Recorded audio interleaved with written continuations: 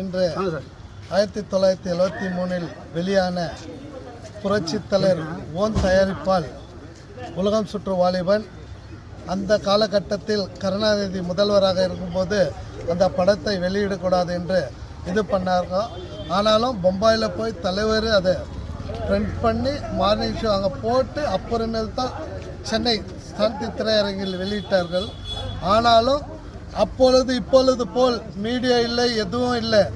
ஆனால் அந்த ஓலை குடிசையிலேருந்து மாட்டு வண்டியில் வந்து பாம்ப்ளேட்டை எரிச்சி தான் அன்ற காலகட்டத்தில் 1 கோடி வசூலானது 3.5 கோடி.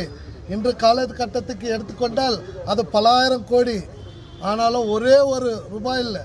உலக சுற்று வாலிபன் யாருமே எந்த திரையரங்கிலும் எந்த நடிகனும் செய்யாத ஒரு சாதனை உலக சுற்று வாலிபனில் புரட்சி தலைவர் பொன்மலை செம்மல், பாரத ரத்னா டாக்டர் எம்ஜிஆர் உலகத்தையே அனைத்து ரசிகருக்கும் அனைத்து மக்களுக்கும் காட்டிய ஒரே ஒரு தலைவர் என்றால் அது புரட்சி தலைவர் எம்ஜிஆர் தான். இருந்தும் 1000 பொன் என் தலைவர் புரட்சி தலைவர். எங்கள் அப்பா ஸ்தானம் அவர். இருந்தும் 1000 பொன், இறந்தும் 1000 பொன்.